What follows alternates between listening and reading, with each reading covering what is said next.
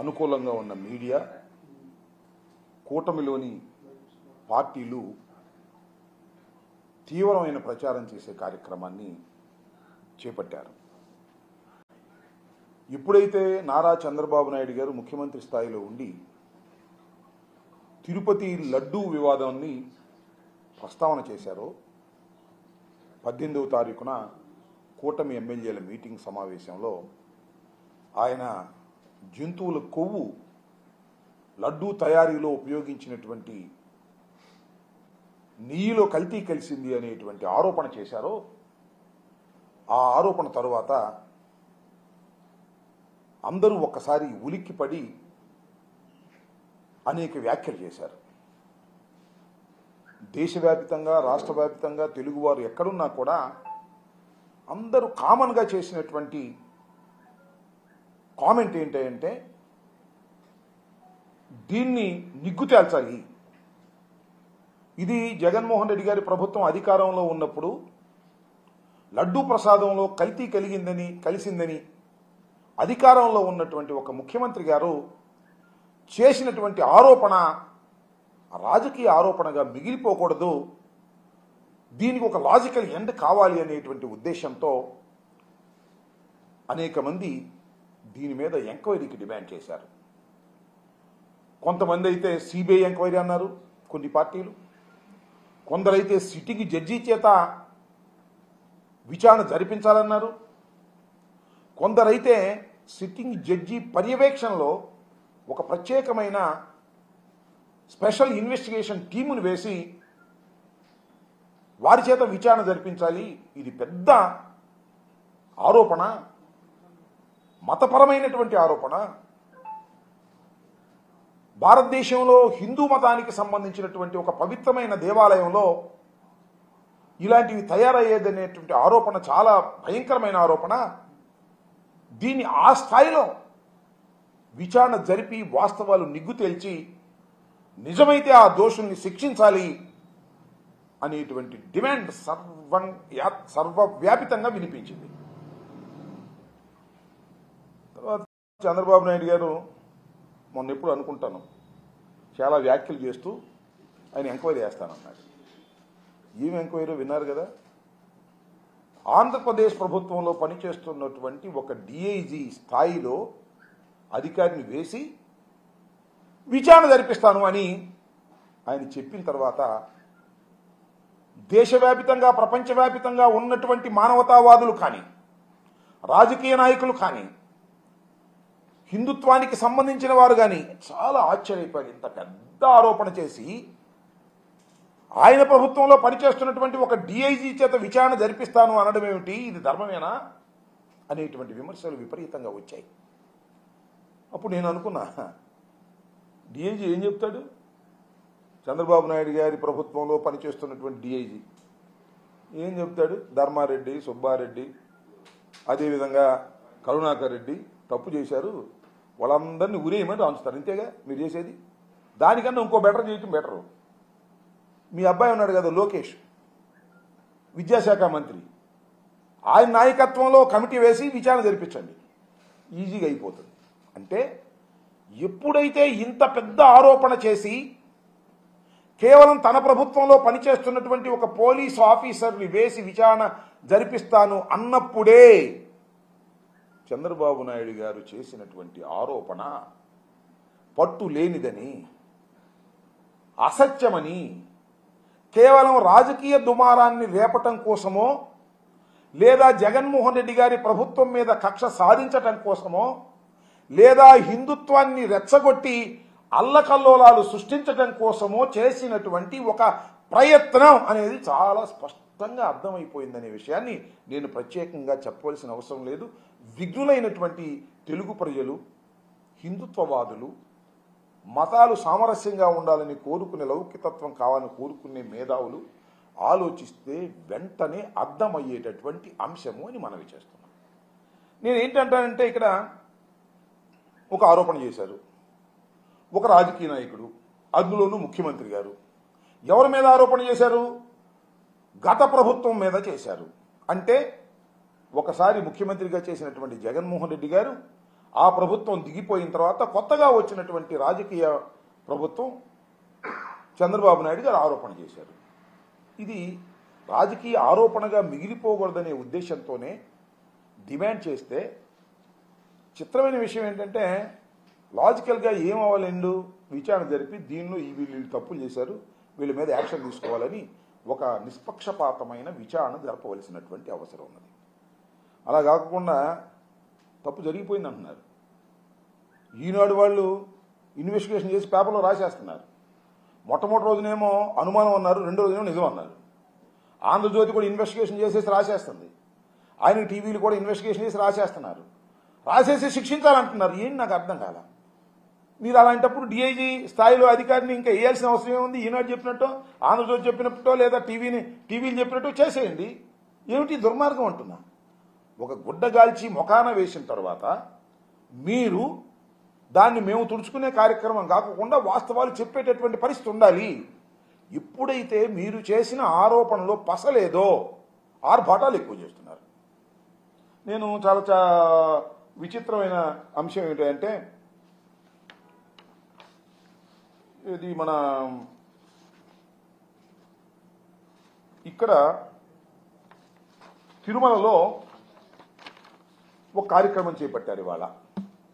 ఇవాళ నిన్న శాంతి యాగం అంటే ప్రసాదం అపవిత్రం అయిపోయింది, ఆ అపవిత్రమైనటువంటి ప్రసాదానికి పవిత్రత చేకూర్చే విధంగా శాంతి హోమం చేశాము అన్నారు. ఎక్కడ అపవిత్రమైంది? లడ్డు ఏమైనా అపవిత్రమైందా? కల్తీనైతే ఎప్పుడైనా వాడారంటే దానికి సమాధానం లేదు. అపవిత్రమైంది, హోమం చేసేద్దాం, హిందుత్వాన్ని రెచ్చగొట్టేద్దాం. దీనికి తోడు మళ్ళా మన పవన్ కళ్యాణ్ గారు, డిప్యూటీ సీఎం గారు ప్రాయచిత్త దీక్ష చేపట్టారు. ఆయన ప్రాయచిత్త దీక్ష మేము చేపడతాం, నిరూపించండి. ప్రాయచిత్తం అంటే ఏంటి? మేము తప్పు చేశాము, మమ్మల్ని క్షమించిన ఆయన అని కదా ప్రాయచిత్తం. ఒక మాటలో చెప్పాలంటే కరెక్ట్ ప్రాయచిత్తానికి చక్కని ఉదాహరణ మొన్న జరిగింది. ఆ కాకినాడ రూరల్ ఎమ్మెల్యే గారు ఒక దళితుడిని, డాక్టర్ని ఇష్టం వచ్చినట్టుగా దూషించారు. ఏం దూషించారో నేను చెప్పను కెమెరాల ముందు, బాగోదు. అవన్నీ సర్క్యులేట్ అయినాయి. ఆయన తప్పు అయిపోయిందండి, నేను ప్రాయచిత్త దీక్ష చేసుకుంటున్నానని చేశాడు. అది ప్రాయచిత్త దీక్ష అంటే. మేము కూడా చేస్తాం, నిరూపించండి అంటున్నా. నిజంగానే వైఎస్ఆర్ కాంగ్రెస్ ప్రభుత్వం అధికారంలో ఉన్నప్పుడు ధర్మారెడ్డి గారో, సుబ్బారెడ్డి గారో, లేదా కరుణాకర్ రెడ్డి గారి కాలంలో కల్తీ కలిసింది జంతు నూనె అని చెప్పండి, నిరూపించండి. నువ్వు చెప్తేనా? ఎవరు? చంద్రబాబు నాయుడు గారు చెప్తాను, లోకేష్ చెప్తాను, లేదంటే పవన్ కళ్యాణ్ గారు చెప్తాను. మేము ప్రాయచిత్త దీక్ష చేయాలి? నాకు అర్థం కాదు. రాజకీయంగా కక్ష పెట్టుకున్న మీరు నిరూపించండి, మేము ప్రాయచిత్త దీక్ష చేస్తాం. మీరెందుకు చేస్తున్నారు నాకు అర్థం కాదా. పవన్ కళ్యాణ్ గారు ఎందుకు ప్రాయచిత్త దీక్ష చేస్తున్నారు? మీరు తప్పు చేయలేదు కదా. ప్రాయచిత్తం అంటే అనుభవించటం. మేము నిజంగా చేసి ఉంటే మీరెందుకు అనుభవించాలి? మేము అనిపిస్తాంగా. నిరూపించే శక్తి మీకు లేదు. ఇప్పుడైతే ఆరోపణ సరైంది కాదో హంగామా చేసేటటువంటి కార్యక్రమాన్ని మీరు చేసేటటువంటి ప్రయత్నం చేస్తున్నారు. చాలా కామెంట్ చేశారు. మొన్న చంద్రబాబు నాయుడు గారు కూడా కామెంట్స్ చేశారు. నేను విన్నాను, ఎంతవరకు నిజమో కామెంట్స్ నేను కూడా చూశాను పత్రికల్లో. వైవి సుబ్బారెడ్డి గారి మీద కామెంట్స్ చేశారు. వైవి సుబ్బారెడ్డి గారు సతీమణి బైబిల్ పట్టుకుంటుందని చెప్పారు. అంటే అక్కడ మత ఘర్షణలు క్రియేట్ చేయడం కోసం మాట్లాడారు. అంతేకాదు, ధర్మారెడ్డి గారు కొడుకు చనిపోతే 11 రోజుల తర్వాత, దినవారాలు అయిపోయిన తర్వాత గుడికి వచ్చాడు, అటు రాకూడదు అని మాట్లాడారు. అంటే వీళ్ళు హిందుత్వ ద్రోహులు, నేనే హిందుత్వాన్ని బాగా తీసుకువెళ్లేటటువంటి వ్యక్తిని అనేది మాట చంద్రబాబు నాయుడు గారు చెప్పాలనే ప్రయత్నం చేశారు. మరి నాకు తెలుసు, ధర్మారెడ్డి గారి కుమారుడు చనిపోతే దినవారాలు అయిన తర్వాత వచ్చి ఆయన గుడిలో తన ధర్మాన్ని దాన్ని నిర్వహించారు. అది తప్పు కాదని అనుకుంటున్నా. చంద్రబాబు నాయుడు గారు గొప్ప పని చేశారు. మీకు గుర్తుందా? చాలామంది సీనియర్స్ గుర్తుండే ఉంటుంది. ఆయన తండ్రి గారు మరణిస్తే ఆయన తలనీనాలు ఇవ్వాల, గుండె చేసుకోవాలి. ఆయన వాడు తమ్ముడు చేతి చేయించాడు. తల్లి చనిపోయినప్పుడు కానీ, తండ్రి చనిపోయినప్పుడు కానీ ఏ రోజున కూడా చంద్రబాబు నాయుడు గారు తలనీలాలు ఇవ్వలేదు. నువ్వు హిందుత్వాన్ని గురించి మాట్లాడతావు, సనాతన ధర్మాన్ని గురించి మాట్లాడతావు, ధర్మారెడ్డి గురించి మాట్లాడతావు, సుబ్బారెడ్డి గురించి మాట్లాడతావు. ఏం ధర్మం అయ్యా నాకు అర్థం కాలేదు చంద్రబాబు నాయుడు గారు. మీ తండ్రి తల్లి చనిపోయిన రోజున ఏ రోజున కూడా ఒక పెద్ద కొడుకుగా నువ్వు హిందూ సాంప్రదాయాన్ని అనుసరించి గుండు చేయించుకున్నటువంటి వ్యక్తివి. తిరుపతి వచ్చి ఏ రోజున గుండు చేయించుకోలేదు. నువ్వు తిరుపతి ప్రసాదం గురించి, తిరుమల వెంకటేశ్వర స్వామి గురించి మాట్లాడితే మాట్లాడేవు, తప్పులేదు. అది సుబ్బారెడ్డి మీద, ధర్మారెడ్డి మీద నొక్కేయాలని, నెట్టేయాలని ప్రయత్నం చేసేటటువంటి దారుణమైన అంశం, చాలా ప్రమాదకరమైన అంశం అని మనం చేస్తున్నాం. సుబ్బారెడ్డి గారి సతీమణి, ఆమె పేరు స్వర్ణ అనుకుంటా నాకు గుర్తున్నంత వరకు, ఆమె పేరుతో ఒక గెస్ట్ హౌస్ ఉంది తిరుమల తిరుపతి కొండ మీద. ఆయన చైర్మన్ అయిన తర్వాత పెట్టింది కాదు, అంతకుముందే పెట్టుకున్నాడు ఆయన, ప్రేమతో భక్తితో. ఆమె ఎంత భక్తురాలంటే ప్రతిరోజు గోవుకి పూజ చేసిన తర్వాత బయటకు వస్తారు వాళ్ళు. అంత సనాతన ధర్మాన్ని పాటించేటటువంటి వ్యక్తి సుబ్బారెడ్డి గారి భార్య. ఆమెను బయటికి లాక్కొచ్చి తిడుతున్నావు. ధర్మారెడ్డి కొడుకు చనిపోతే దాన్ని తిడుతున్నావు. నువ్వే సనాతన ధర్మానికి చాలా నిర్దిష్టమైనటువంటి వ్యక్తిని అనేటువంటి ప్రచారం చేసుకునేటటువంటి తాపత్రయపడుతున్నావు. ఇది ధర్మం కాదు. నారా చంద్రబాబు నాయుడు గారు, మరొకసారి చెబుతున్నా, తిరుమల శ్రీ వెంకటేశ్వర స్వామిని రాజకీయంగా వాడుకోవాలనే ప్రయత్నం చేయటం అనేది చాలా దుర్మార్గమైనటువంటి అంశం. దీనికి మీరు అన్ని విధాలా మూల్యం చెల్లిస్తారు భవిష్యత్తులో అనేది కూడా ఇవాళ నేను చెప్తున్నాను. దయచేసి గుర్తుపెట్టుకోమని కూడా మనవి చేస్తున్నాను. ఇంకపోతే పవన్ కళ్యాణ్ గారు ఇవాళ నిన్న ప్రాయశ్చిత్త దీక్ష ప్రారంభించారు. ఇవాళ కనకదుర్గమ్మ గుడి దగ్గరికి వెళ్ళి మెట్లను కడిగారు. అయ్యా పవన్ కళ్యాణ్ గారు, మేము తప్పు చేస్తే మీరు మెట్లు కడగటం ఏంటండి? మేము తప్పు చేసామని నిరూపించండి, నీ బూట్లు తుడుస్తా నేను. మేము తప్పు చేసామని నిరూపించు. లడ్డూ ప్రసాదంలో జంతువులు కొవ్వు కలిసింది, ఆ నువ్వు నిరూపించు. నీ బూట్లు తుడిచే కార్యక్రమం చేస్తాం. ఏంది డ్రామాలు? అదేమంటే ఆయన ఏమన్నాయంటే, హైందవ దేవాలయాలే, వైసీపీ హైందవులే దేవాలయాలకు నష్టం జరుగుతుంటే పట్టించుకోలేదు.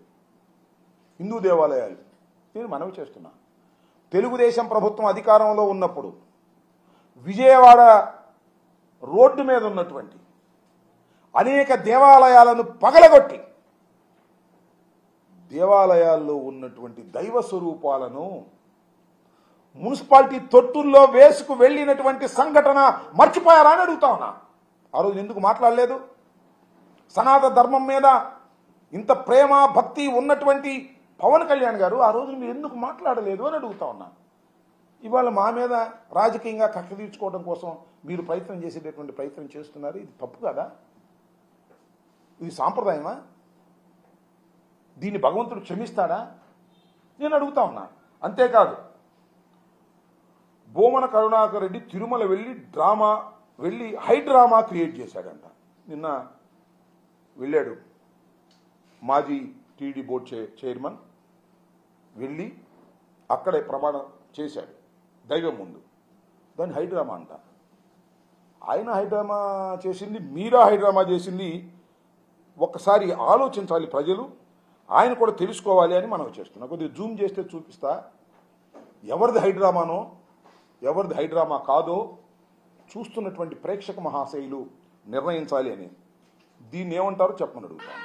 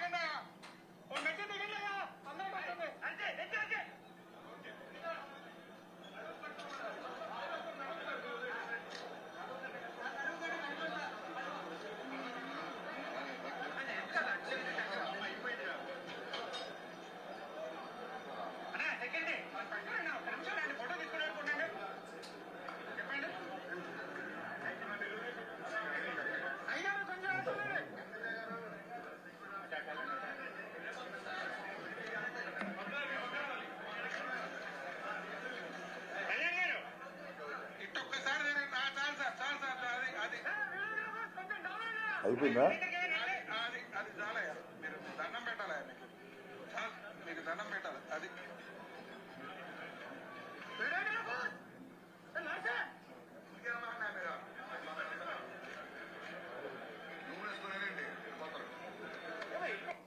What is this? నిన్న మా భూమన కరుణాకర్ రెడ్డి చైర్మన్గా చేసినప్పుడు తప్పులు జరిగాయని మీరు ఆరోపణ చేస్తే, నిరూపణకు సాధ్యం కాని ఆరోపణలు, నిరూపణ చెయ్యని ఆరోపణలు చేస్తే తన ఆవేదనను వెలగక్కుకోవడానికి తిరుమల తిరుపతి దేవస్థానం వెళ్ళి అక్కడ ఆ కొలంలో స్నానం చేసి ప్రార్థన చేస్తే అది హైడ్రామా అంట. మరి ఇదేంటి?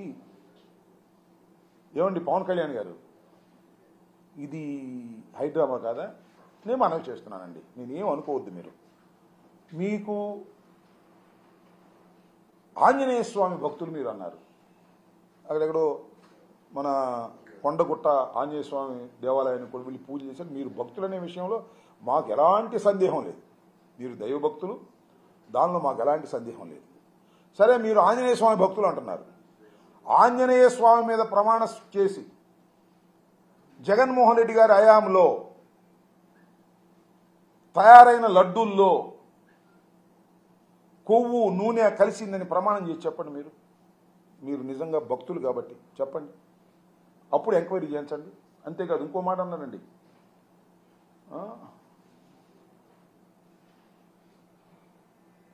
ఏదది అక్కడెక్కడ రామ మందిరానికి పంపించినటువంటి లడ్డూల్లో కూడా 1000 లడ్డూలు ఎన్నో పంపించారంటే దానిలో కూడా కలిసిందంట. నిర్ధారణ చేశాడు. అయోధ్య రామ మందిరానికి పంపించినటువంటి 1000 లడ్డూలో 1,00,000 లడ్డూలో నాకు తెలీదు, అది లెక్క చెప్పాడు ఆయన, ఎక్కడ ఉంది. దానిలో కూడా ఈ కొవ్వు కలిసింది అని చెప్పాడు. ఏంది ఇంత దుర్మార్గమా? నాకు అర్థం కాల.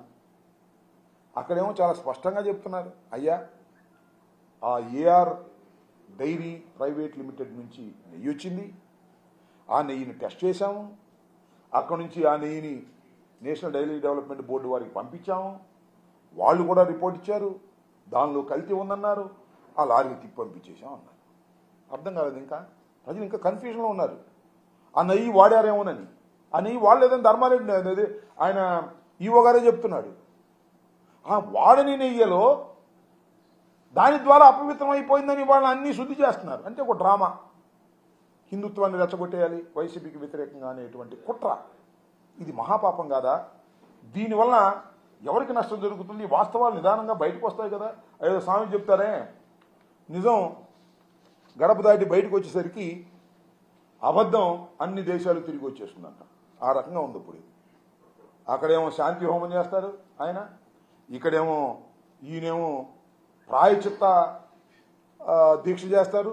అమ్మో ఏదో జరిగిపోతుంది, పవన్ కళ్యాణ్ గారు ప్రాయచిత్త దీక్ష చేశాడు, మెట్లు గడిగాడు, ఏదో జరిగి ఉంటుంది అనేటువంటి డౌట్ క్రియేట్ చేయడానికి మీరు తాపత్రయపడుతున్నారు తప్ప మీరు సరైన ఎంక్వైరీ చేయడానికి మాత్రం భయపడుతున్నారు. సింపుల్. సరైన ఎంక్వైరీ చేయడానికి భయపడబట్టే కదా ఇవాళ మేము న్యాయస్థానాన్ని ఆశ్రయించవలసిన పరిస్థితి ఏర్పడింది. సుబ్రహ్మణ్య స్వామి, యు నో వెరీ వెల్, సుదీర్ఘకాలం రాజకీయాల్లో ఉన్నటువంటి వ్యక్తి, బీజేపీ నాయకుడు, కేంద్ర మంత్రిగా చేశాడు. ఆయన బేసికల్గా ఈజ్ అడ్వకేట్, సుప్రీంలో ఉన్నటువంటి అడ్వకేట్, మేధావి. ఆయన ఇవాళ కోర్టులో ఫైల్ చేశాడు, సుప్రీంకోర్టులో. ఏమిటి దుష్ప్రచారం ఏంటి, దీని మీద నిగ్గు తేల్చమని ఏమడిగాడు ఆయన? ఒక సుప్రీంకోర్టు జడ్జి పర్యవేక్షణలో ఒక సిట్టు వేసి విచారణ జరపమన్నాడు. ఎందుకు జరపరు మీరు చెప్పండి? ఓకే అని చెప్పండి చంద్రబాబు నాయుడు గారు, ఓకే అని చెప్పండి పవన్ కళ్యాణ్ గారు. ఎందుకు భయం మీకు అంటున్నా? సుప్రీంకోర్టు సిట్టింగ్ జడ్జి పర్యవేక్షణలో ఎంక్వైరీ జరిపి నిగ్గు తేలిస్తే ఏమిటి మీ భయం? దానికి ఎందుకు మీరు ఒప్పుకోవట్లేదు? డిఐజీ మీద ఎందుకు పెడుతున్నారు? ఐజీ మీద ఎందుకు పెడుతున్నారు? కానిస్టేబుల్ మీద ఎందుకు పెడుతున్నారు? భయం. ఎందుకంటే ఇది అవాస్తవం కాబట్టి. అవాస్తవం అని వస్తే తప్పచారం చేశామని ప్రజలకు అర్థమైపోద్ది కాబట్టి. ఒక పెద్ద ఆరోపణ చేశాం, నిరూపించలేం కాబట్టి. నిరూపించాలంటే ఒక ఐజీ స్థాయిలో వేసి వాటి చేత రాయించేసేసి ఇచ్చేద్దామని సింపుల్గా. ఏమిటి అన్యాయం అంటున్నా? నేను మనవి చేస్తున్నా, న్యాయస్థానాలు దీనిలో ఇంటర్ఫీర్ అవుతాయని నమ్ముతున్నా. భారతదేశ న్యాయస్థానాలు ఎక్కడో చోట ఇంటర్ఫీర్ అవ్వాలి, వాస్తవాలు బయటకు రావాలి, చంద్రబాబు సంగతి ఏంటో తేలాలి అని కూడా ఈ సందర్భంగా మనవి చేస్తున్నా. ఒక దుర్మార్గమైన ఆరోపణలు చేసి రాజకీయ లబ్ధి పొందాలనుకునే ఏ రాజకీయ నాయకుడికైనా ఇది గుణపాఠం కావాలి. దైవాన్ని అడ్డం పెట్టుకొని ఆరోపణలు చేయటం తప్పు అనేటువంటి భావన కలిగే విధంగా సంపూర్ణమైనటువంటి ఎంక్వైరీ జరగాలి. పెద్ద స్థాయిలో ఎంక్వైరీ జరగాలి. వాస్తవాలు నిగ్గు తేలాల్సిన అవసరం ఉంది అనేది కూడా నేను ఈ సందర్భంగా మనవి చేస్తున్నా. ఊరినే హంగామా చేసి పోవటం కాదు. ఊరికినే బీజేపీ పార్టీకి చెందినటువంటి వాళ్ళు వచ్చి జగన్మోహన్ రెడ్డి గారి ఇంటి ముందు హంగామా చేసిపోవటం, ఈయనేమో మెట్లు కడగటం, ఆయనేమో అక్కడ శాంతి యాగం చేయటం, హిందువులందరూ రెచ్చగొట్టడం, రాజకీయంగా లబ్ధి పొందాలనుకోవడం, ఇది చాలా దురదృష్టకరమైనటువంటి పరిణామాలు. ఈ పరిణామాలు ప్రజాస్వామ్యానికి, అన్ని మతాలు సహజీవనం చేస్తున్న భారతదేశానికి చాలా ప్రమాదకరమైనటువంటి అంశాలు. హిందువులు ఉన్నారు, ముస్లిమ్స్ ఉన్నారు, క్రిస్టియన్స్ ఉన్నారు, పారసీకులు ఉన్నారు, బౌద్ధులు ఉన్నారు. ఎంతో చక్కగా సహజీవనం చేస్తున్నటువంటి వ్యక్తులు మనం. వీటన్నిటికీ అతీతంగా ఆలోచించవలసినటువంటి ప్రజాప్రతినిధులే ఒకరి మీద ఒకరు బురద జల్లుకునే కార్యక్రమానికి ఒడిగట్టినటువంటి పాపాత్ముడు నారా చంద్రబాబు నాయుడు గారు. వాస్తవాలు బయటకు రావాలి, నిగ్గు తేలాలి, సుప్రీంకోర్టు స్థాయిలో జరగాలి, జడ్జి స్థాయిలో జరగాలి. దీనిలో తప్పు చేసిన వారు శిక్ష పడే విధంగా చేయాలి తప్ప ఏ ఎస్ఐతోనో, డిఐజీతోనో, ఏ ఎస్పీతోనో నీ కింద పనిచేసే వ్యక్తులతో విచారణ జరిపి చేతులు కడుక్కోవాలనుకుంటే కుదరదు. ఒకసారి ఆరోపణ చేశావు, దానికి ఎంత దూరమైనా వెళ్ళి ఆ ఆరోపణలను నిరూపించుకోవాల్సిన బాధ్యత నీకుంది. ఆ నిరూపణ కాకుండా మేము ఎంక్వైరీలు, ఉన్నతమైన ఎంక్వైరీలు అడిగే హక్కు మాకుంది.